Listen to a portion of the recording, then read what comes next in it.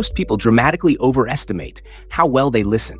Studies at the University of Minnesota and research published in Harvard Business Review suggest that the average person retains only about 50% of what is heard immediately after a conversation, and significantly less over time. People who rate their own listening skills highly in self-assessments are frequently rated as poor listeners by those they communicate with most regularly. This gap between perceived and actual listening competence is not a minor communication inefficiency. It is the source of repeated misunderstanding, missed opportunities, damaged relationships, and failed leadership. Active listening is not a passive default that emerges when someone stops talking. It is a skill deliberately developed through specific techniques and disciplines. And it is among the most high-leverage communication investments any professional can make. Because almost everything that matters in business, building relationships, making decisions, leading teams, serving customers, is mediated by how well the parties understand each other. The first milestone is understanding what active listening actually is. Active listening is not the absence of talking. It is the presence of full cognitive and emotional engagement with what another person is communicating, including the content, the emotion, and the context behind the words. The term was first formalized by psychologist Carl Rogers in the context of therapeutic communication, and it has been extensively adapted and validated in business contexts. 3 dimensions define active listening. First, cognitive engagement, processing what is being said with focused attention, tracking the argument, noting specific points, and connecting what is heard to relevant context. Second, emotional attunement, noticing the emotional undertones of a communication. The anxiety in a confident presentation, the frustration in a measured feedback comment, and responding to the whole message rather than just its surface content. Third, behavioral signaling, the physical and verbal behaviors that communicate to the speaker that they are being genuinely heard. Eye contact, appropriate nodding, leaning slightly forward, brief verbal acknowledgments, and the visible absence of distraction are all behavioral listening signals. Their absence communicates non-engagement even when cognitive attention is present. The second milestone is the 4 listening disciplines that distinguish genuinely effective listeners from intermittent ones. First, suspending judgment. The habit of forming opinions and responses before a speaker has finished is the primary obstacle to genuine listening. When a listener is mentally formulating their reply during the speaker's contribution, they are not hearing the full communication. They are hearing enough to begin preparing their counter. The discipline of suspending internal response until the speaker has fully communicated is difficult and demonstrably valuable. Second, tolerating silence.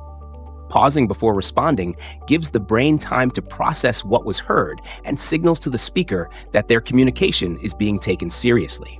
The discomfort most people feel with silence causes them to respond before full processing has occurred, producing replies that are more reflexive than considered. Third, clarifying rather than assuming. Replacing assumptions with questions is one of the fastest ways to improve communication quality. What I'm hearing is that right? And can you say more about what you mean by? Are not signs of slow understanding. They are signs of rigorous listening. Fourth, summarizing and reflecting. Briefly summarizing what was heard before responding demonstrates comprehension, corrects misunderstanding in real time, and communicates respect. It is the behavioral proof of active engagement. The third milestone is applying active listening to the specific communication challenges that matter most in professional settings. In leadership conversations, listening before problem solving is the most common area where improvement is both available and neglected. The leader who listens fully before speaking is perceived as more thoughtful, more trustworthy, and more likely to generate ideas that reflect the actual situation rather than assumptions about it. In conflict resolution, active listening is the intervention that most often changes the dynamic from competing positions to shared understanding, because people who feel genuinely heard become significantly more willing to consider another person's perspective. In customer and client conversations, listening discipline is the most consistent differentiator between professionals who discover what clients actually need and those who pitch what they assumed. Here is the trap. Professionals in high-pressure environments often believe they are active listeners when they are actually tactical listeners. They listen for the specific information they need and filter out the rest. This selective listening misses the relational and contextual information that frequently carries the most strategic value. The client who mentions a pain point tangentially while the listener is focused on the contract negotiation is providing intelligence that selective listening discards. Full listening is not inefficient. In the long run, it is faster because it catches what partial listening misses. Your go-to in your next one-on-one conversation, whether with a direct report, a colleague, or a client, commit to not speaking until the other person has finished completely. Pause for 3 seconds after they stop speaking before you respond. Notice what you hear in those 3 seconds that you would have spoken over. Active listening is the foundation of every other communication skill in this series. The video on small talk and business conversation directly applies these principles in social contexts. The conflict resolution video demonstrates their power in high-stakes interactions. Watch those next. The Neuroscience of Listening provides a compelling explanation for why most people are less effective listeners than they believe themselves to be. Brain imaging research demonstrates that the human brain processes incoming speech at approximately 150 words per minute, the average speaking pace, but is capable of processing thought at approximately 500 words per minute. This 350 word per minute surplus of cognitive capacity is not idle during a conversation. It is the space in which the listener is doing something else, evaluating the speaker, preparing a response, connecting the content to their own experience, or simply mind-wandering.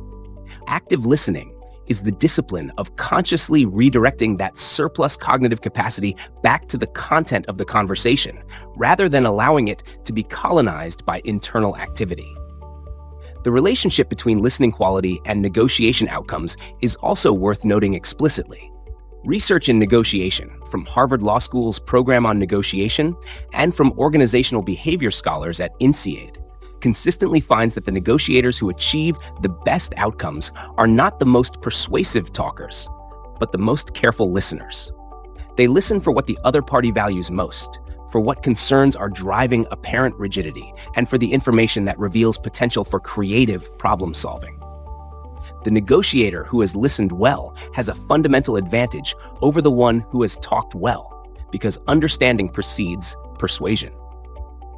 The organizational culture of listening, whether senior leaders visibly, genuinely listen to the perspectives of people at all levels, is one of the most powerful predictors of psychological safety and employee engagement. When employees observe that leadership listens and acts on what it hears, they are more likely to speak up, to share difficult truths, and to contribute the kind of proactive problem identification that prevents organizational failures. The listening culture is not created by a values statement about listening. It is created by the consistent behavior of leaders who demonstrate in every interaction that they are genuinely interested in the perspectives of others. Thanks for watching.